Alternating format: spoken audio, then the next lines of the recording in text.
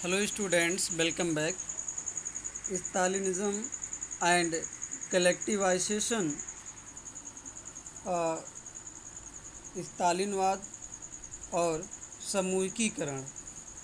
The period of the early planned economy was linked to the disasters of the collectivization of agriculture. जो प्रथम जो first 5 year plan बनाया गया था अर्थव्यवस्था के लिए, ये जो कृषि का समूहीकरण किया गया था कि अब कलेक्टिव फॉर्म होंगे, इस पर सब लोग मिल करके खेती करेंगे और जो भी जो है फसलों का उत्पादन होगा बराबर सभी किसानों में बांट दिया जाएगा. ये जो प्लान बनाया गया था 5 ईयर प्लान काफ़ी डिजास्टर से गुजरा, काफ़ी संकट में था ये plan. By 1927 to 1928 the towns in Soviet Russia were facing an acute problem of grain supplies. तो 1927 से 28 के बीच में जो सोवियत रसिया के जो शहर थे वो खाद्यान्नों की समस्या से, खाद्यान्नों की सप्लाई से जूझ रहे थे. The government fixed price at which grain must be sold. सरकार खाद्यान्नों का मूल्य जो था, जो अनाजों का मूल्य वो फिक्स कर दिया गया था कि इतने ही रेट में किसान बेचेंगे. But the peasants refuse to sell their grains to government buyers at this price. लेकिन जो किसान थे वो जो गवर्नमेंट बायर्स थे उनको इस रेट पे जो है खाद्यान्नों को बेचने से मना कर दिए. Stalin who headed the party after the death of Lenin. तो लेनिन के मृत्यु के बाद जो है पार्टी का जो हेड बनाया गया, स्टालिन को बनाया गया. Introduced form emergency measures. तो इसने काफ़ी कड़ा कदम उठाया. ही believe date rich peasants and traders in the countryside were holding stocks in the hope of higher price. तो उनका विश्वास था कि जो रिच पीजेंट्स हैं, जो अमीर किसान हैं और जो व्यापारी हैं जो देहात एरिया में, वो इस आशा से ग्रेन को होल्ड कर लेते हैं, उसको रख लेते हैं अपने स्टॉक में कि खाद्यान्नों का मूल्य बढ़ेगा अभी. Speculation had to be stopped and supplies confiscated. तो इस तरह से होल्डिंग की वजह से जो खाद्यान्न है वो मार्केट में सप्लाई नहीं हो पाता है, खाद्यान्नों का मूल्य बढ़ जाता है. In 1928 party members toured the grain producing areas. और उसके बाद 1928 में जो पार्टी के सदस्य थे जहाँ पे खाद्यान्नों का उत्पादन होता था उस एरिया का टूर किए, मीन्स वहाँ भ्रमण किए. सुपरवाइजिंग इन फोर्ट ग्रेन कलेक्शंस. और वहाँ पे सुपरवाइजिंग किए जहाँ पे ग्रेन का कलेक्शन हुआ था.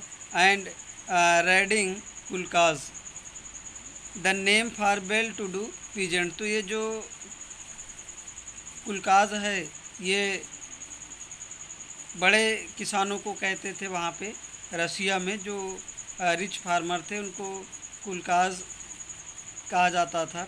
As shortage continue. इसके बाद भी खाद्यान्नों का अभाव बना रहा. The decision was taken to collectivise farms. इसके बाद स्टालिन ने ये निर्णय लिया कि अब खेती सामूहिक होगी, सब लोग मिल कर के खेती करेंगे, फार्म का साइज भी बड़ा होगा. It was argued that grain shortage were partly due to the small size of holdings. तो ये तर्क दिया गया कि जो खाद्यान्नों का जो अभाव हुआ ये ज़मीन के जो टुकड़े हैं छोटे होने की वजह से ऐसा है. After 1917 land had been given over to peasants. तो 1917 के बाद land had been given over to peasant. तो ज़मीन किसानों को दे दी गई थी. These small size peasant farms could not be modernize. तो ये जो किसानों के जो छोटे छोटे फॉर्म थे, खेत थे, इस पर आधुनिक खेती नहीं की जा सकती थी. To develop modern farm develop करने के लिए, and run them along industrial lines with machinery, और मशीनरी का उपयोग करने के लिए खेतों की साइज बड़ी होनी चाहिए। It was necessary to eliminate kulaks, तो कुलकाज को ख़त्म करना ये ज़रूरी था। Take away land from peasants, किसानों से ज़मीन ले ली गई, and establish state controlled large farm, उसके बाद सरकार के नियंत्रण में एक बड़ा खेत बनाया गया, खेतों की साइज बढ़ाई गई, मीन्स किसानों से ज़मीन ले ली गई और बड़े बड़े फार्म्स डेवलप किए गए। What followed was Stalin's collectivisation programme, तो इसके बाद ये जो समूहीकरण की जो नीति अपनाई गई स्टालिन के द्वारा, from 1929 the party forced all peasant to cultivate in collective farms, उसके बाद 1929 से पार्टी ये फोर्स की सभी किसानों को कि सभी किसान मिल करके खेती करें। The bulk of land and implements were transferred to the ownership of collective farms, तो अब जो bulk of land and implements were transferred to the ownership of collective farm, तो ये अब कलेक्टिव फॉर्म में ट्रांसफर कर दिया गया। Peasants work on the land, अब किसान उस ज़मीन पर खेती करते हैं।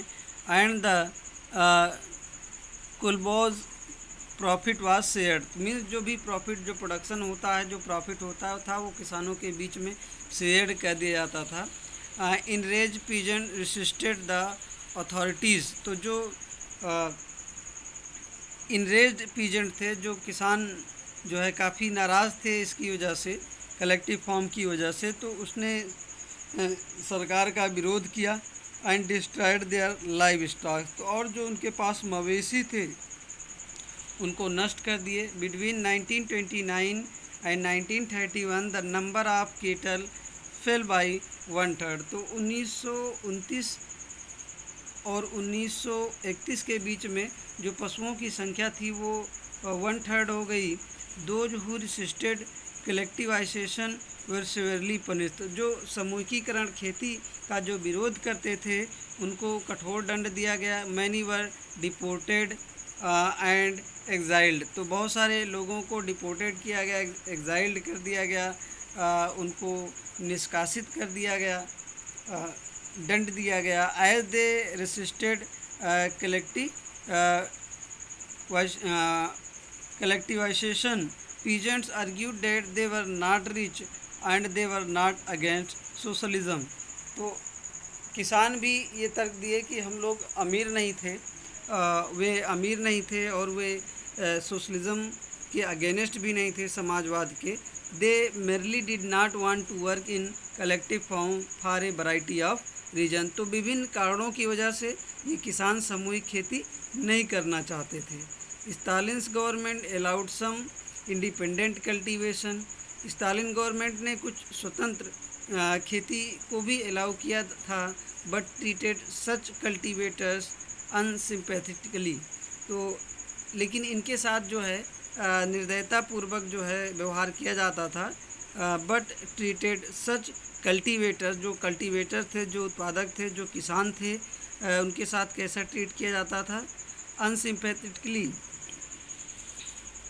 In spite of collectivization, production did not increase immediately, तो इस समूहीकरण खेती अपनाने के बाद भी उत्पादन नहीं बढ़ा। In fact the bad harvests of 1930 to 1933 led to one of the most devastating famines in Soviet history when over 4 million died, तो बैड हार्वेस्ट की वजह से 1930 और 33 के बीच में काफ़ी अकाल पड़ा, फामिन्स पड़ा सोवियत की हिस्ट्री में, और जिसकी वजह से 4 मिलियन लोग जो है डाइड हुए, वो मर गए। Many within the party criticise the confusion in industrial production under the planned economy, and the consequences of collective वाइसेशन। तो बहुत सारे लोग, पार्टी के लोग ही ये आलोचना करने लगे कि भाई इंडस्ट्रियल प्रोडक्शन को लेकर के और ये प्लांट इकोनॉमी को लेकर के जो समूहीकरण खेती हो रही थी, इसकी आलोचना भी करने लगे पार्टी के लोग। Stalin and his sympathisers charge the critics with conspiracy against socialism. तो स्टालिन ऐसे लोगों पर जो है षड्यंत्र, समाजवाद के खिलाफ जो षड्यंत्र रचने का आरोप लगाया। Accusations were made throughout the country.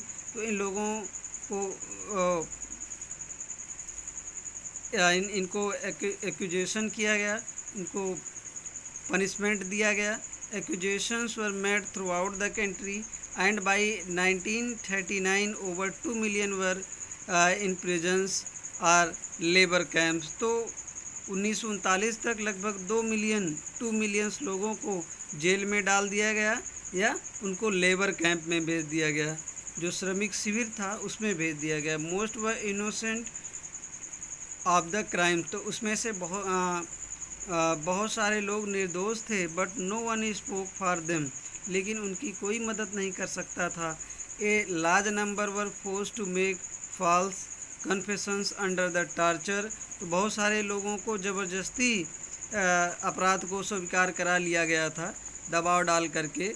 And were executed, और उनको फांसी भी दे दी गई थी। Severals among them were talented professional. तो उसमें बहुत सारे लोग टैलेंटेड प्रोफेशनल भी थे।